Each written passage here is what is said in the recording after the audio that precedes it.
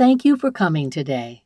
This slideshow is based on a training created by Indivisible, which is a national group with more than 2,000 chapters throughout the United States. The leadership of Indivisible developed a training called 1 Million Rising to educate us all about authoritarianism, the threat of authoritarianism we are currently facing in this country, and ways we can fight back. This 30-minute slide presentation condenses the information that was presented in three 90-minute trainings. View these trainings on YouTube by searching for Indivisible 1 Million Rising. Discussion questions are part of this presentation, and posted below are suggestions for ways to engage. However, keep in mind that no one can do everything, but each of us should be able to do something. We hope you find this training meaningful. What words might characterize the country we want to live in? Then, how can we recognize if we are at risk of losing our democracy to authoritarianism? Finally, what can we do to effectively resist? An America that is committed to civil liberties, to justice for all, to compassion, to the rule of law. How might you describe the country you want to live in? Pause the video to consider this. Share your thoughts or write them down.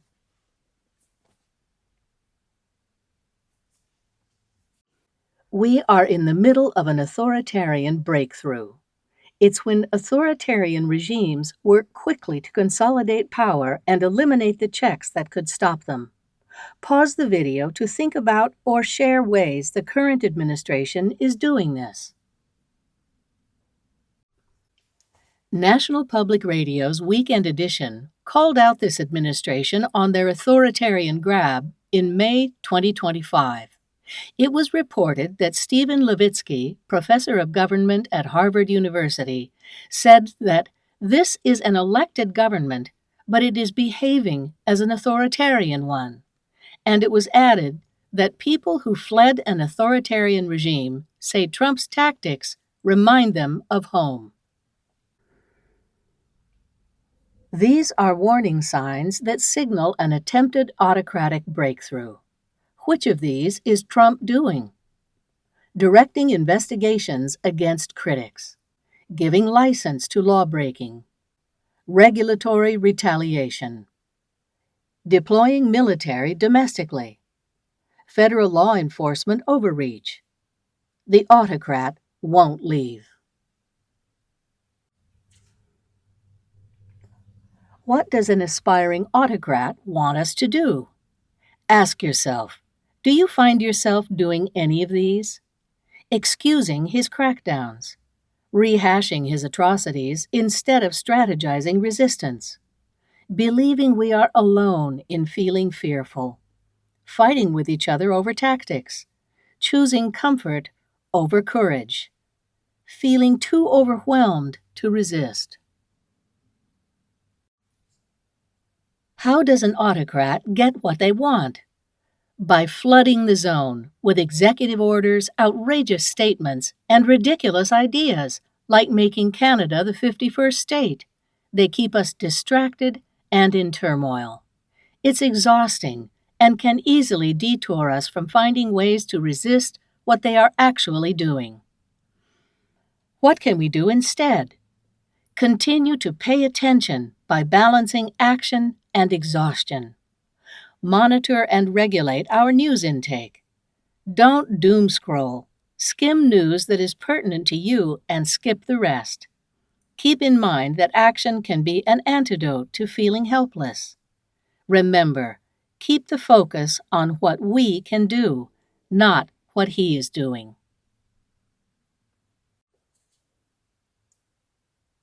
We must create a large community to carry out peaceful resistance. Using nonviolent tactics, we can educate and recruit millions to disrupt the goals of this regime.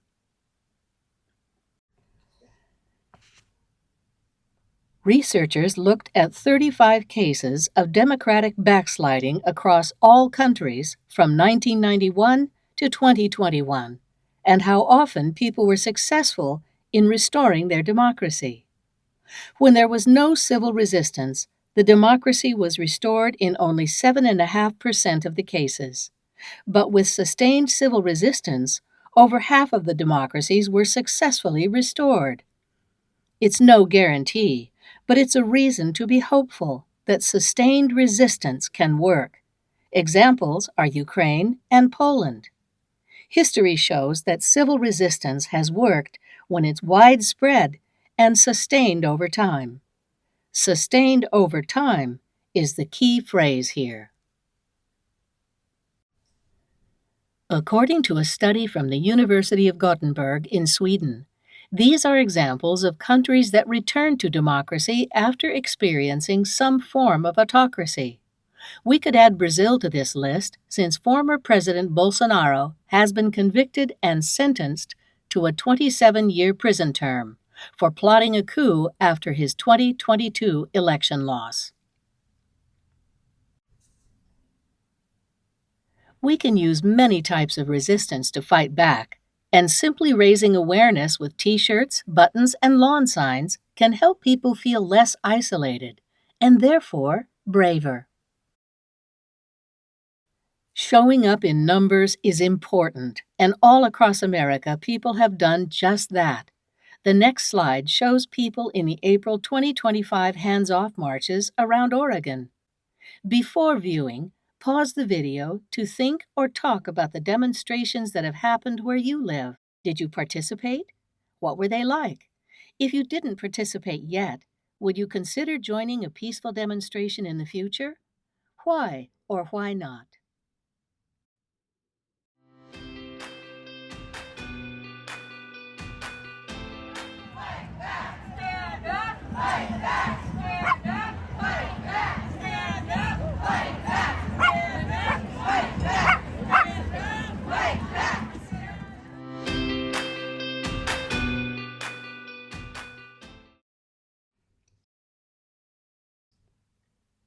This graphic came from the 1 Million Rising training, and the idea of pillars came out of a project which included experts at Harvard.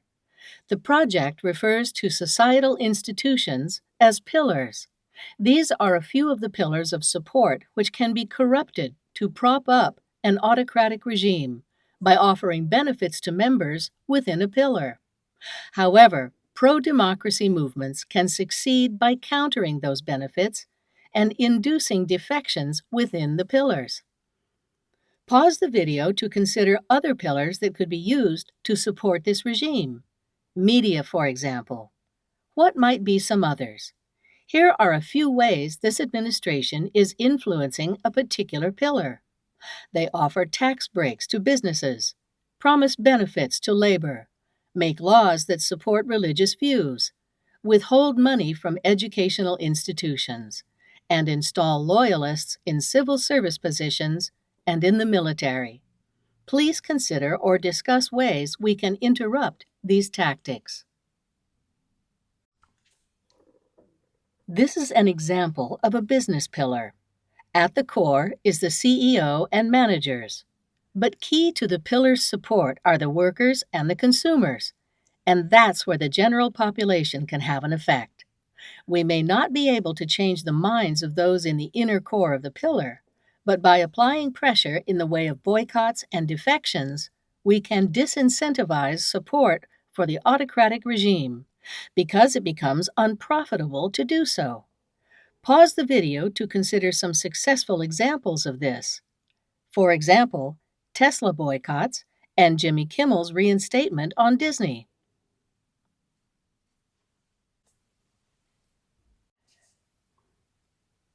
We, the people, have been successful in eroding several pillars in business, and here are some examples. What can we do? It's important to start wherever you can. Begin with what's comfortable. Let our legislators know what we want and thank those who act bravely. Write to your representatives even when you agree with what they're doing. Janelle Bynum, an Oregon congresswoman, reminds us that letters of support are the ammunition she needs to take to Washington, because statistics are important in making her point. It's also important to thank those who act bravely and speak out. Send them emails or write them letters to show them that you are noticing and appreciating their bravery. If you can, donate to pro-democracy candidates and organizations. Volunteer to help those candidates by phone banking, letter writing, canvassing, or in whatever way you are able to. Raise awareness of those around you by wearing buttons, t-shirts, and putting in yard signs that let people know that they are not alone in feeling uneasy about what's happening. It can help others feel braver to speak out. If you're able, join a protest march, rally, or a demonstration. Numbers are extremely important to show that there is widespread support or opposition to what's going on. Boycott businesses as a way to protest and let them know why you are no longer supporting them. In addition, it's particularly effective to share this video with others.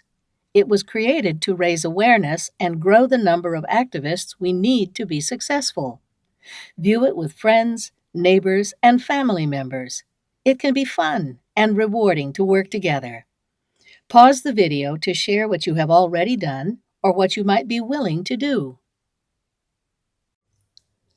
Non-cooperation tactics are already having an effect. Some examples include workers who refuse to carry out illegal orders by quitting, those in power who refuse to condone unjust policies, consumer boycotts of businesses. Mass strikes are effective when we have enough people to carry them out. Cities, governments, organizations, and individuals are supporting those under attack to show them that our communities care. In Portland, Oregon, Portland Immigrant Rights Coalition provides legal help for immigrants and volunteers to accompany people at their hearings, among other services. To provide assistance where you live, you could look for similar services in your area. Check with your local ACLU. Contribute to nonprofits that can support those left behind. Pause the video to ask others if they know of ways to provide help to those who are being taken by ICE or to provide assistance for those left behind. I volunteer with Portland Immigrants Rights Coalition, and we go down to the immigration court to help people with their hearings. And those people seem really happy to have someone on their side. What makes people power successful? Success depends on large and diverse participation, but most important is sustained momentum. The 3.5% rule will be explained further in the next slide. Success requires using a repertoire of nonviolent tactics, eliciting loyalty shifts among key pillars, and maintaining discipline in the face of escalating repression. Think about the escalating resistance during the civil rights movement. Sort of backstory behind the 3.5% rule is that my colleague Maria Stephan and I together wrote a book in 2011 called Why Civil Resistance Works.